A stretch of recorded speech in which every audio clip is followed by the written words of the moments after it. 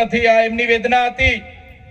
ત્યારે સાથીઓ, ભારતીય જનતા પાર્ટીના 30 વર્ષના શાસનમાં કેટલાક અધિકારીઓનું રાજ ચાલે છે, કેટલાક રિંગ માસ્ટરો દિલ્હીમાં બેસીને સરકાર ચલાવે છે અને એમના અંદરો અંદર ગુટબાજીના કારણે આજે જનતાના કામો નથી થતા। પોતાની સરકાર હોવા છતાં જો ધારાસભ્ય આવી વેદના નાખતા હોય, આવી વેદના ઠાલવતા હોય તો તમારા જેવા સામાન્ય લોકોની તો શું વાત છે। ત્યારે મેં તમને કહેવા માંગુ છું, એમના સરકારમાં એમના ધારાસભ્ય એમને વિનંતી કરતા હોય ત્યારે આપણે વિનંતી કરવાનું થતું નથી।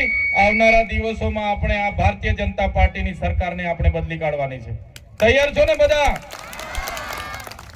કેટલા લોકો ઈચ્છે છે કે આ વખતે ભારતીય જનતા પાર્ટીની સરકારને આપણે ઘર બેસાડી દેવાની છે? ઊંચો હાથ કરો બધા। પરિવર્તન લાવીએ ને આપણે। એમણે તો હમણાં મંત્રી તંત્રીઓ બદલ્યા છે। જ્યારે વિરોધ થયો બધા ગુજરાતમાં, કામ નહીં થયું, લોકોનો આક્રોશ હતો, એટલે એમણે બધા જ મંત્રીઓને ઘરે બેસાડીને નવું મંત્રીમંડળ બનાવ્યું છે।